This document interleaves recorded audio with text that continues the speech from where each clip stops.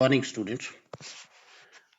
Basic organic chemistry के नए वाले पार्ट में इससे पहले हम लोगों ने एल्केन, एल्कीन, एल्काइंस के फार्मूले दिए, उसके बाद उनके नाम कैसे देने हैं वो बताया। अब देखो, आपको पता है एल्केन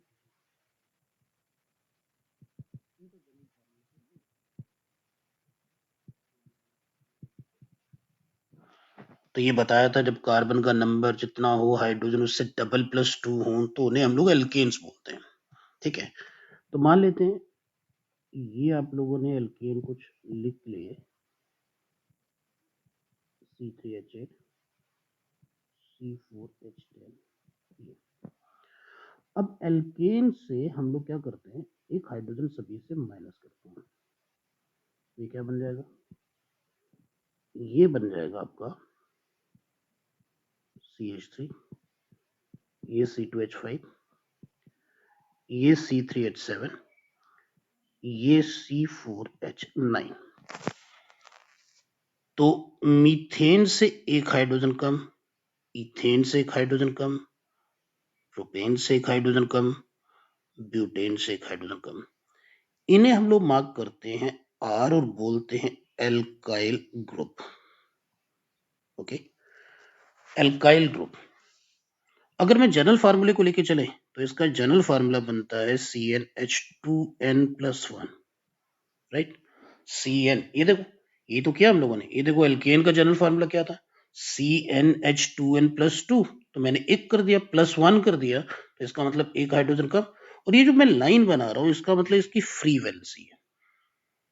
तो अब इनका नाम देखो, अब आप लोगों ने जो ANE आप लोग सफिक्स लगाते हो, उसके वर्सेस आप लोगों ने YL लगा देना है।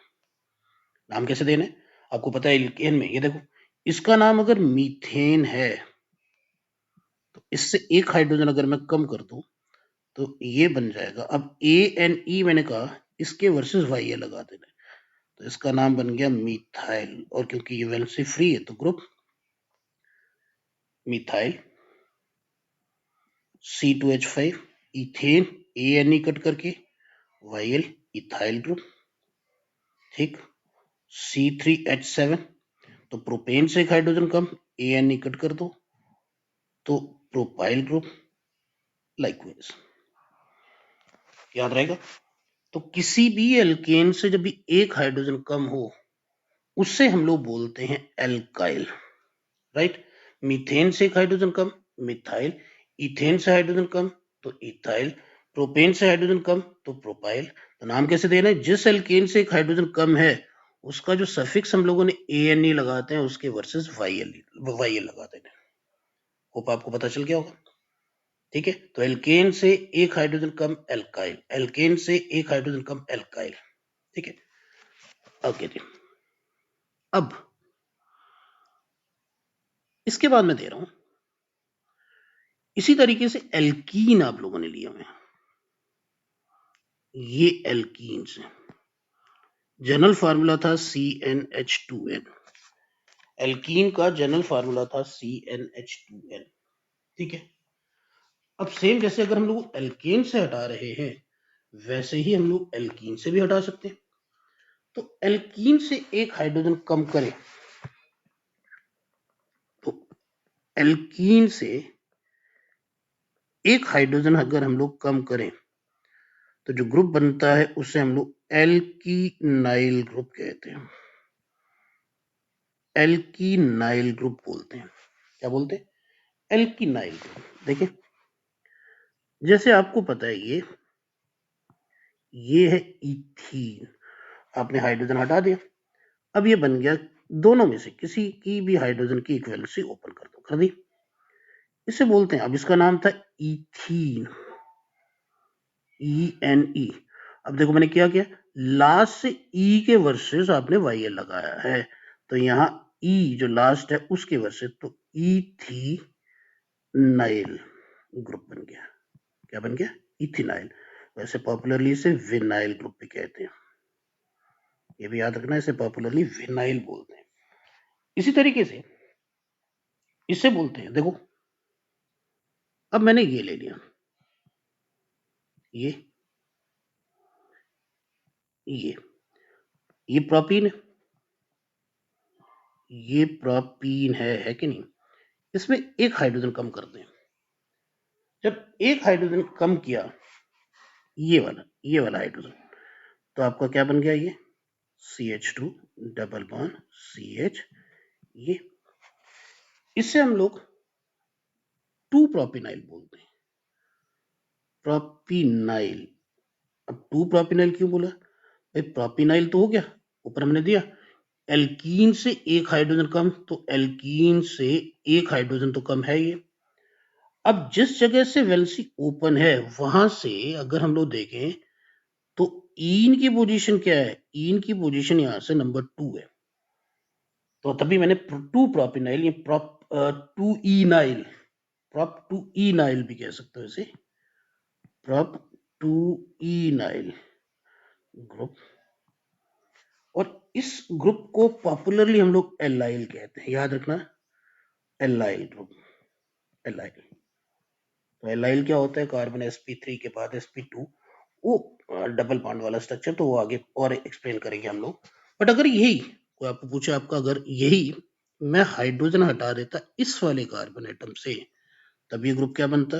तब ये बनता ये ये ये बनता ना, तो इसका नाम होता 1 प्रोपिनाइल,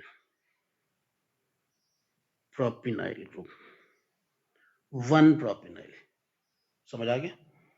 तो एल्केन से एक हाइड्रोजन कम किया तो एल्काइल, जो पहले लिस्ट पे, एल्कीन से एक हाइड्रोजन कम किया तो एल्कीनाइल, इनाइल, ई लास्ट से हटा के वाई लगाना है।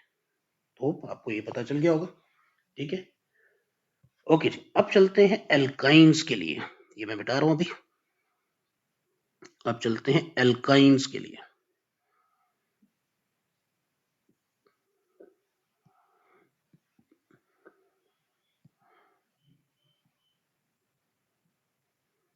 एल्काइंस आपको पता है जनरल फार्मूला है CnH2n -2, CnH2n -2। अब एल्काइन में जब भी आप लोग H हटाओगे तो आपने लास्ट से E को हटा देना है और उसके बदले में YL लगा देना है, दैट इज एल्काइनाइल ग्रुप बन जाएगा, एल्काइनाइल ग्रुप बन जाएगा। ठीक है, देखिए क्या बनेगा। ये मैंने पहला दैट इज इथाइन ले लिया, क्लियर?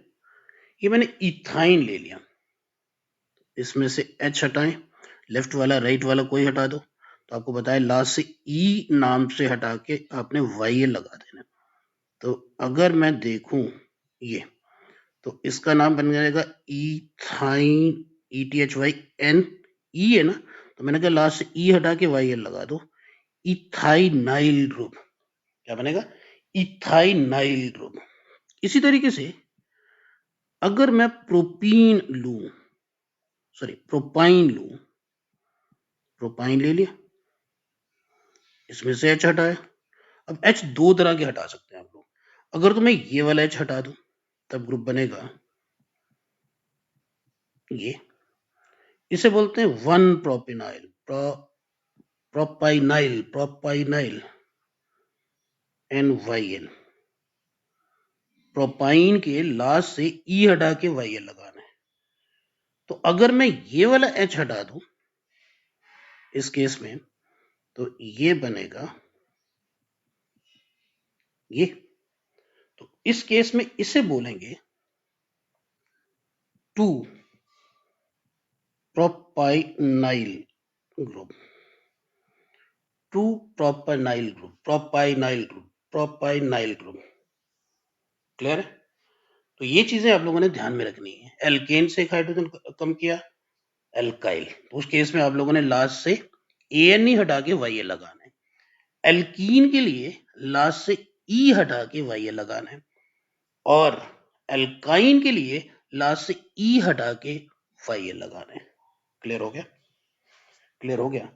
अब कुछ एल्काइल ग्रुप्स के बारे में हम लोग जो है वो डिटेल में बात करने ला रहे हैं, क्योंकि कॉमन नॉमेनक्लेचर में बहुत सारी चीजें यूज होती हैं। तो अभी ये मिटा रहा हूं मैं, नेक्स्ट चलते हैं। देखिए, इन्हें बच्चों आपने अच्छे ढंग से याद करना है। याद कर लोगे तो नॉमेनक्लेचर में बहुत आसानी रहेगी। अब बात हो रही है एल्केन्स की। एल्केन्स के लिए, अब एल्केन्स में क्या होता है, हम लोग कुछ प्रीफिक्सेस यूज करते हैं। फर्स्ट इज प्रीफिक्स, हम लोग नॉर्मल लगाते हैं। आपको बोलना नॉर्मल है, लिखा हुआ आपको मिलेगा एन। जैसे मैं बोलूं कि ये आपके लिए ऐसा है, जैसे ये दिया हुआ मुझे, तो कॉमन नेमिंग में आपको बहुत बार ऐसा मिलेगा, ये ब्यूटेन है तो आपको नॉर्मल ब्यूटेन मिलेगा। इसी तरीके से अगर ये दिया हुआ है तो आपको ये नॉर्मल पेंटेन मिलेगा। नॉर्मल एन, स्मॉल एन जो है वो आगे लगाया होगा। तो ये किस सिचुएशन में, when all carbon atoms, alkane के लिए when all carbon atoms are in one continuous chain, one continuous chain में प्रेजेंट हूं, तो आप लोगों ने प्रीफिक्स जो है वो नॉर्मल लगाना है। होप आपको पता चल गया होगा। वन कंटिन्यूअस चेन, कई बार बच्चे कंफ्यूज होते हैं, तो वो ऐसा देखो, ये ऐसा दिया हुआ है, ये मान लेते हैं ये दिया हुआ है, तो ये वो सोचते हैं ये कंटिन्यूअस है, ये ब्रांचिंग होगी। इट इज नॉट ब्रांच भाई, ये तो आपकी ये जो है कार्बन की चेन सीधी चल रही है, मैंने सीधा बॉन्ड उधर बना दिया, उससे कोई फर्क नहीं पड़ेगा।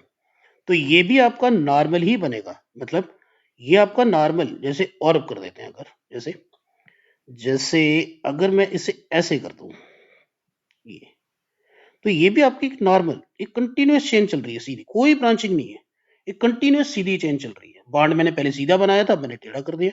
This is again normal pentane. तो कहने का मतलब कार्बन एटम जब एक वन कंटिन्यूअस चेन में प्रेजेंट हो, सीधे प्रेजेंट हो, भाई सीधे का मतलब ये नहीं कि आप कहोगे कि ये सर बॉन्ड आपने ये कर दिया उल्टा कर, ये ऊपर साइड पे बना दिया, तो ऊपर भी तो एक लगातार चेन में प्रेजेंट है। एक, चाहे आप लोग देखो किसी चीज को आप लोग ऐसे बनाओ या आप लोग ऐसे बनाओ, तो भाई है तो वो कंटिन्यूअस लगातार ऐसे ही है ना। आपने इसे थोड़ा टेढ़ा कर दिया, उससे क्या फर्क पड़ेगा। तो ये कंटिन्यूअस चेन में प्रेजेंट है, तो तब हम लोग प्रीफिक्स लगाते हैं नॉर्मल। क्लियर हो गया यहां तक? ओके। तो प्रीफिक्स नॉर्मल कहां लगाना है, when all the carbon atoms are present in one continuous chain. Okay जी, अब देखते हैं नेक्स्ट।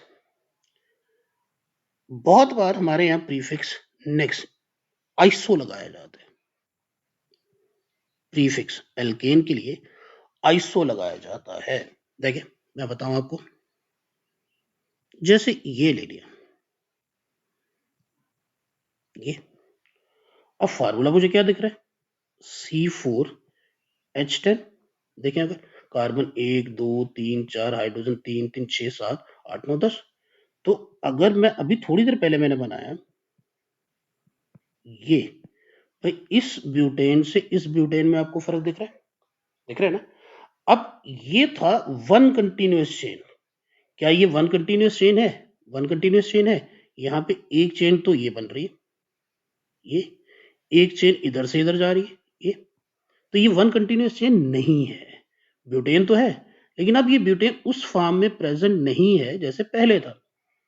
अब इसके लिए हम लोग टर्म यूज करते हैं आइसोब्यूटेन। अभी मैं बताने लगा हूं आइसो कब लगाना है, इसे बोलते हैं आइसोब्यूटेन। ठीक। अब आइसोब्यूटेन के केस में आपको ये लिंकेज जो है ये मिलेगी, इसमें एक कार्बन एटम आपको टर्शरी मिलेगा, टर्शरी कार्बन एटम मिलेगा। ये सब लोग ऐसा कर लें कि भाई चेन में one before last carbon atom contain methyl branching. Methyl branching. अगर आपको ऐसा दिखे 1 बिफोर, 1 कार्बन एटम कर देते हैं, 1 कार्बन एटम बिफोर। अब फिर देखो, अब ये देखो, दोनों चीजें मैं आपको एक्सप्लेन करने लगा हूं। ये अगर मैं चेन चलो कार्बन की चेन 1 2 3, तो 1 बिफोर लास्ट, थर्ड से पहले वाला ये इसका मिथाइल, ये देखो इसके साथ मिथाइल अटैच है। ये हम लोग क्या करते हैं, इधर से शुरू कर देते हैं। देखो 1 2 3, तो भाई लास्ट से पहला कार्बन एटम ये और इसके साथ मिथाइल लिंकेज। या मैंने कहा इसमें ये होना चाहिए, इसमें ये होना चाहिए, तो क्या इसमें टर्शरी कार्बन एटम है? देखो जरा, ये carbon atom attach to 3 more carbon atom, तो ये कौन सा हो गया? तो टर्शरी कार्बन एटम, इसमें टर्शरी कार्बन एटम प्रेजेंट होता है। या हम लोग ये कहें कि कार्बन की चेन चल रही है। ऐसे मैं और एग्जांपल देता हूं, जैसे देखो ये कार्बन की चेन है, जैसे ये कार्बन की चेन है, तो लास्ट कार्बन एटम से पहले मिथाइल, तो 1 2 3 4 5, 5 हमारा लास्ट है, उससे पहले 4 नंबर हो गया, इसके साथ मिथाइल अटैच्ड है, तो मिथाइल लिंकेज मिल जाए तो अब आप लोगों ने आइसो लगाना है। तो आइसो कार्बन कितने, आइसो क्या हो गया, ये कार्बन हमारे पास आ गए कितने, 6 हाइड्रोजन 14 है, गिन लो। कार्बन 1 2 3 4 5 6, हाइड्रोजन 1 2 3 4 5 6 7 8 9 10 11 12 13 14 14, तो ये आइसो हेक्सेन बन गया। होपफुली आपको क्लियर हो गया होगा। तो कोई आपको पूछे क्या इसमें ये वाली लिंकेज है, ये वाली लिंकेज, भाई ब्रैकेट में साथ में कुछ दिया हो तो इसका मतलब ये है, ये देख लेना, इसका मतलब ये हुआ, ये जो CH जो बॉन्डिंग हम लोग ये जो शो कर रहे हैं ऊपर, इसके साथ ही दोनों जो ब्रैकेट में दिए हो मिथाइल ग्रुप इसी कार्बन के साथ अटैच्ड है, तो क्या ये टर्शरी कार्बन एटम है? तो इसमें टर्शरी कार्बन एटम होगा। तो यहां हम लोग ये कहे टर्शरी कार्बन, ये वाला आपको लिंकेज मिलेगी, ये CH मतलब आगे जुड़ा हो सकता है, लेकिन उस कार्बन के साथ, एक कार्बन के साथ 2 मिथाइल ग्रुप आपको मिलेंगे। या हम लोग ये कह सकते हैं कार्बन की चेन में लास्ट से पहले कार्बन एटम के साथ मिथाइल लिंकेज होता है। क्लियर हो गया? ठीक है, ओके जी। अब नेक्स्ट देखो, नेक्स्ट आता है हमारे पास नियो। नेक्स्ट आता है प्रीफिक्स, हम लोग यूज करते हैं नियो। नियो, अब ये नियो कहां लगाना है, जरा ये देखो नियो कहां लगाना है। तो नियो में बेसिकली क्वाटनरी कार्बन एटम होता है, क्वाटनरी कार्बन एटम, ये इसमें क्वाटनरी कार्बन एटम प्रेजेंट होता है, 4 degree carbon atom attach to 4 more carbon atoms. अब जरा यहां ध्यान से देखो, तो यहां से हम लोग ये कह सकते हैं 2 methyl group, 2 methyl groups, 2 methyl groups are attached to, are attached to second last carbon atom, second last carbon atom, ये भी कह सकते हैं। अभी आपको एग्जांपल से बताता हूं। 2 methyl groups are attached to second last carbon atom। अब देखो कार्बन की मैं चेन बनाऊं, ये कार्बन की चेन है, ये अब अगर मैं इधर से काउंटिंग करूं तो ये 1 2 3 4, लास्ट हो गया नंबर 4, सेकेंड लास्ट हो गया नंबर 3, इसके साथ 2 मिथाइल, मतलब इसके साथ 2 मिथाइल जोड़ देते हैं, ये देखो ये मिथाइल जोड़ दी। अब सभी कार्बन की वैलेंसी पूरी कर देते हैं, CH3 हो गया, ये CH2 हो गया, और ये वाला CH3 हो गया, ये वाला CH3 हो गया, क्योंकि लास्ट है, टर्मिनल है ये। अब देखें, अब कार्बन सारे गिनते हैं, कार्बन कितने टोटल, कार्बन टोटल हैं 6, 1 2 3 4 5 6, हाइड्रोजन कितने, हाइड्रोजन 3 2 5 6 7 8 9 10 11 12 13 14 14। अब क्या कंडीशन क्या फुलफिल हो रही है, ऊपर देखो कंडीशन, एक कार्बन के साथ 3 और कार्बन एटम, तो आपको दिख रहा है एक कार्बन के साथ ये वाले 3 और कार्बन एटम अटैच्ड है, ये 3 कार्बन एटम अटैच्ड है। या जो मैंने दूसरा लिखा 2 methyl groups are attached to the second last carbon atom. अब सेकेंड लास्ट इधर से चले तो ये बनता है सेकेंड लास्ट, तो क्या इसके साथ दो और methyl, second last carbon atom के साथ दो मिथाइल ग्रुप और अटैच्ड हैं। अब हम लोग इसके लिए प्रीफिक्स लगाएंगे, हेक्सेन तो है लेकिन दिस इज नियो हेक्सेन। और देखो अगर मैं ये कर दूं ये चीज, ये तो कंडीशन इधर से चले तो सेकेंड लास्ट कार्बन एटम ये बनता है, तो क्या इसके साथ दो मिथाइल ग्रुप हैं, ये हैं। इधर से चले तो second last carbon atom again यही बनता है, क्या इसके साथ दो मिथाइल ग्रुप हैं। अब कार्बन टोटल कितने हो गए, कार्बन है 5, हाइड्रोजन है कितने 12, बट इसमें आपने नियो लगाना है, this is neo pentane. Clear हो गया। तो प्रीफिक्सेस जो एल्केन्स के लिए हम लोग लगाते हैं वो आप लोग लगाते हो नॉर्मल, नॉर्मल जब कंटिन्यूस कार्बन चेन जो है वो आपके पास प्रेजेंट है, कोई ब्रांचिंग नहीं है तो आप लोग लगाओगे नॉर्मल। आइसो कब लगाना है, आइसो में आपको टर्शरी कार्बन एटम मिलेगा, या हम लोग ये कहें कार्बन की चेन के साथ लास्ट से पहले वाले कार्बन एटम के साथ आपको एक मिथाइल मिलेगा। और नियो कब लगाना है, जब आपको क्वाटनरी कार्बन एटम मिले, या हम लोग ये कहें लास्ट से पहले कार्बन एटम के साथ दो और मिथाइल ग्रुप अटैच्ड हो। होप आपको इतना क्लियर हो गया होगा, पक्का, श्योर, थैंक यू।